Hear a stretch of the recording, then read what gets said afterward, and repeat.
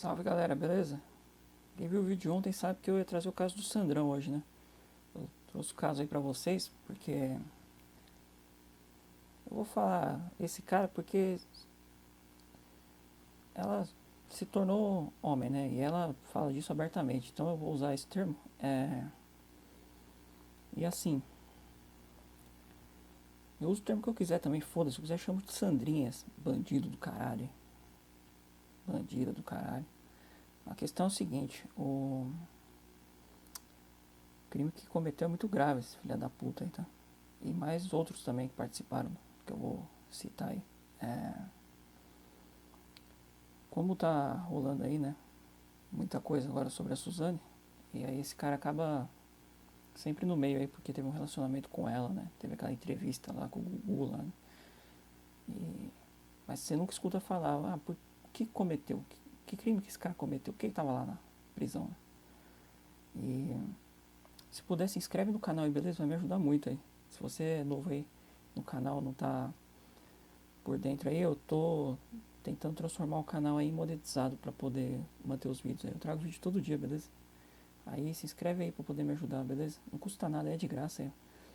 E se puder deixar uma curtida e um comentário pra ver se o YouTube de repente dá uma divulgada legal aí no vídeo, né? Porque eles querem isso aqui para divulgar, né? E aí é difícil, né? Porque sem nem o canal ser monetizado, promover vídeo fica difícil, né? E tamo junto, galera. Vamos ver se dá certo aí pra eu poder continuar trazendo os casos pra vocês aí, beleza? Eu trago casos todo dia até as 8 da noite, sempre sobe um vídeo. Vamos falar sobre o caso do Sandrão, né? A Sandra Regina Ruiz Gomes, mais conhecida como Sandrão, ganhou notoriedade nacional principalmente por seus relacionamentos com presas famosas e por sua influência dentro da penitenciária de Tremembé. Quem é Sandrão e seus crimes? Condenado a 27 anos de prisão em 2005, Sandrão cometeu um crime brutal que chocou a cidade de Mogi das Cruzes, em São Paulo, em 2003. A dinâmica. Sandrão agiu com o namorado da época e outros dois cúmplices. Enquanto o garoto estava em cativeiro, ela chegava a visitar e consolar a mãe da vítima, fingindo não saber de nada. No desfecho, ela foi responsável por fazer as ligações de resgate, exigindo 40 mil, depois reduzido para 3 mil.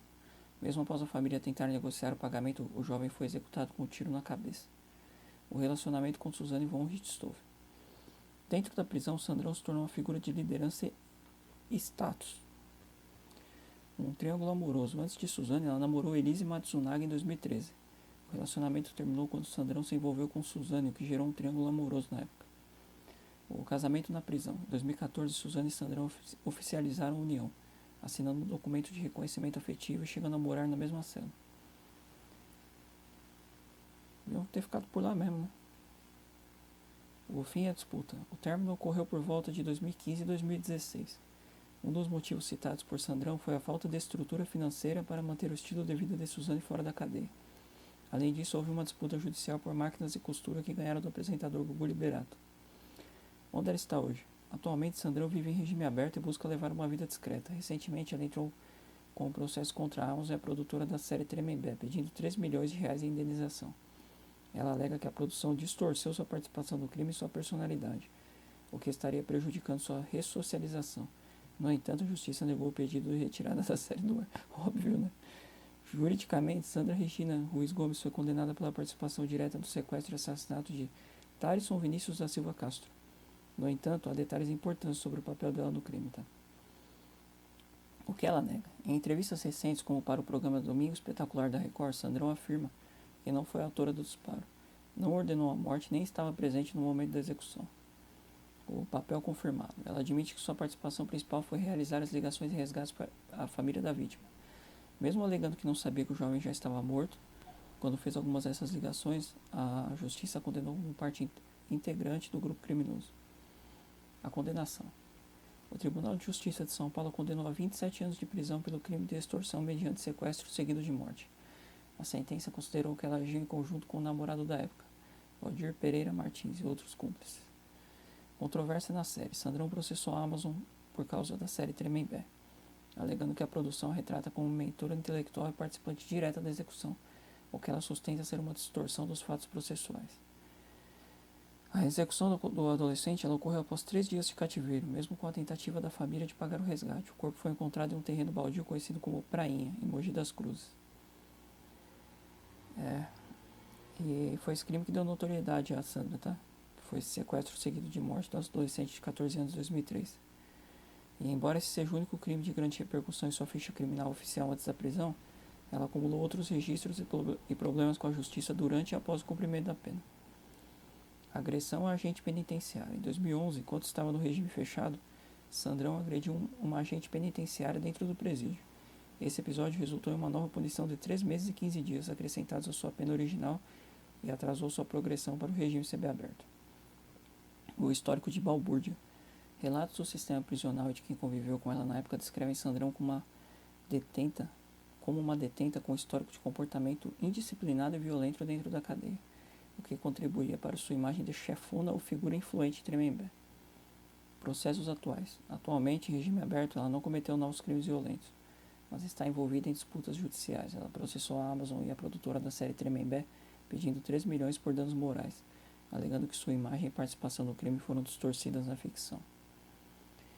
Vale destacar que, apesar de relatos em matéria sobre ela possuir um vasto currículo criminal, o foco das condenações que a mantiveram presa por tantos anos é centrado no caso do adolescente Tarisson Castro e na falta disciplinar grave contra a servidora pública.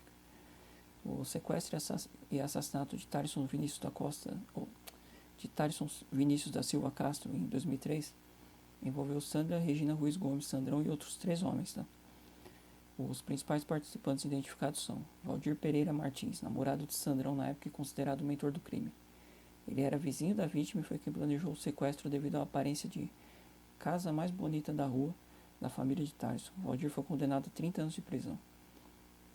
Formiga, um adolescente de 17 anos na época, cuja identidade completa é frequentemente preservada em registros públicos por ser menor na ocasião. Segundo investigações e confissões, ele foi o autor do disparo que matou o jovem. Por ser menor de idade, cumpriu medida socioeducativa por cerca de 3 anos. O moleque perdeu a vida e esse bosta, além de não ter a identidade aí pra o povo saber quem é o filho da puta, né? Ainda tá solto ainda esse merda aí, não deve cumpriu o quê? Medida socioeducativa. Vai tomar no cu, né? Samuel e Leonel, nomes citados em processos judiciais como co-réus e cúmplices que participaram da ação. A dinâmica do grupo. Enquanto o Valdir planejava e o Formiga executava a abordagem ao crime, o papel específico de Sandrão era a extorsão. Ela era responsável por realizar as ligações para a família e negociar o valor do resgate. Mesmo após o pagamento de parte do valor, cerca de 3 mil reais, o grupo decidiu matar o adolescente para evitar que fossem reconhecidos, já que todos eram vizinhos. O caso de Sandrão e seus cúmplices foi marcado por frieza e traição, já que todos eram vizinhos da vítima em Mogi das Cruzes.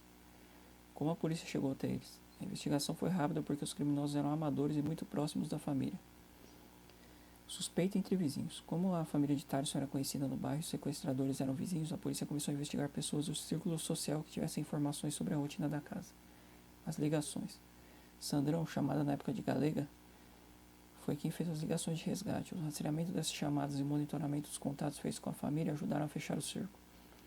O reconhecimento. O ponto determinante para a morte do jovem foi o fato de ele ter conseguido fugir do quarto onde era mantido e encontrado Sandrão e Valdir na sala do cativeiro. Como ele os conhecia bem, o grupo decidiu executá-lo para não serem denunciados. O julgamento e as penas. Né? O julgamento ocorreu em Mogi das Cruzes e resultou em penas pesadas para o grupo. Valdir Pereira Martins, o mentor, foi condenado a 30 anos de prisão. Ele planejou o crime por acreditar que a família tinha dinheiro, baseando-se apenas na aparência da casa. A Sandra Regina Ruiz Gomes, Sandrão, condenada inicialmente a 27 anos de reclusão em regime integralmente fechado, e mais tarde sua pena foi reduzida para 24 anos, pois a justiça entendeu que ela não foi a autora do disparo fatal. Samuel Alves de Oliveira e Leonel Machado Pinto também foram condenados como co-réus por participarem do sequestro e da ocultação do corpo. O adolescente, o tal do Formiga, por ser menor de idade na época, ele não foi julgado como adulto, mas sim submetido a medidas socioeducativas na antiga FEBEM, a atual Fundação Casa, por 3 anos. Agora uma curiosidade, tá? A prainha. O corpo de Tarisson ele foi encontrado amarrado e amordaçado em um local conhecido como Prainha, em Mogi das Cruzes, após o pagamento de uma parte do resgate, 3 mil reais, o que aumentou a revolta da opinião pública na época. E vocês querem saber se a Sandrão e a Suzane tiveram contatos atualmente? Dizem que não. Atualmente Sandrão e Suzane von Richthofen não mantêm contato. O rompimento entre as duas foi definitivo e envolveu mágoas e disputas públicas, aqui estão os principais motivos do afastamento. Tá? Pelas máquinas de costura. O ponto alto do conflito ocorreu quando elas ganharam 3 máquinas de costura industriais do apresentador Gugu liberado para abrir um ateliê. Após o término, elas travaram uma disputa judicial e pessoal por esses equipamentos, que eram avaliados em cerca de R$ 12.000 na época. Falta de dinheiro. Em entrevista posterior, Sandrão afirmou que um dos motivos do término foi que ele percebeu que não teria condições financeiras de manter o padrão de vida que Suzane desejava fora da prisão. As vidas opostas hoje. Atualmente, as duas vivem realidades muito diferentes. Suzane se casou com um médico, teve um filho e vive de forma mais reservada no interior de São Paulo. Muito reservada. Já Sandrão vive em regime aberto e recentemente voltou aos holofotes apenas para processar a Amazon pela série Tremembé. E se fodeu, né, pelo que a gente viu. Sandrão já declarou em entrevista que se arrependeu do relacionamento, chegando a dizer que se sentiu usada por Suzane para que esta conseguisse benefícios dentro do presídio, como a proteção que a influência de Sandrão oferecia. Todo mundo sabe que a Suzane era manipuladora, é manipuladora. Né? O relacionamento entre Sandrão, Sandra Regina Ruiz Gomes e Elise Matsunaga ocorreu antes do famoso casamento com Suzane von Richthofen, marcado por uma transição de amizade para romance dentro da penitenciária de Tremembé. O início e a dinâmica do casal. A aproximação. Sandrão revelou em entrevistas recentes que ela e Elise se tornaram amigas muito próximas antes de o sentimento mudar. Um detalhe curioso é que o envolvimento físico começou em uma noite fria, quando as duas dividiram um colchão para se aquecer. Trabalho juntas. Ambas trabalhavam na fábrica de costura do presídio, o que facilitava o convívio diário. Percepção de Sandrão. Sandrão descreveu Elise como alguém que demonstrava muito arrependimento pelo passado e tinha dificuldade de lidar com o que fez com o marido, Marcos Matsunaga. Picou, o cara tinha muita dificuldade. E para quem já viu a série da Elise, inclusive acho que na Netflix mesmo, mas faz um tempo que eu vi, não lembro agora direito. A Elise, ela já tinha sido prostituta, né? E esse Marcos Matsunaga, ele tinha uma queda por prostituta, né? Tanto que acho que a treta dele com ela, acho que foi isso, né? Eu até vou trazer esse caso pra vocês em algum momento aí, mas acho que foi essa parada aí, né? Ele tava querendo enfiar outra puta lá dentro de casa, porque cansou dessa. E a parada com essa Elise aí é o seguinte, é outra manipuladora do caralho também. É fato isso. É tudo manipulador essas porra aí, né? Isso aí é outra também, o que ela fez aí.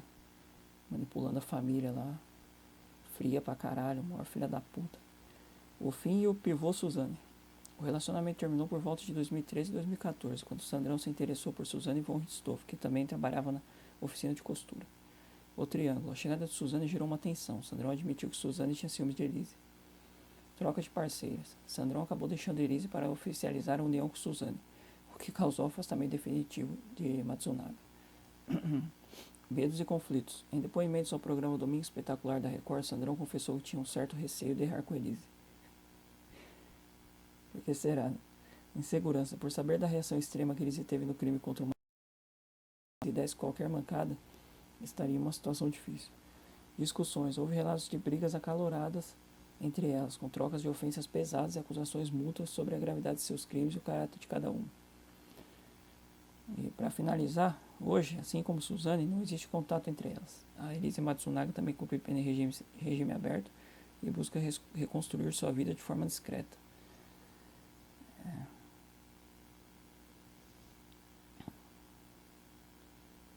Tá louco, muita assassina solta, né? Muito assassino solto. E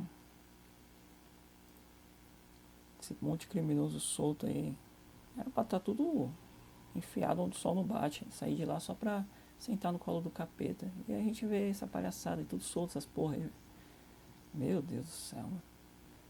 E assim, é complicado. Se inscreve no canal aí, beleza? Pra dar uma força aí, de verdade mesmo, se puder. Porque não custa nada, é de graça aí, gente. Me ajuda aí, beleza? E amanhã tem mais um vídeo aí, beleza? Deixa uma curtida aí, um comentário, tamo junto.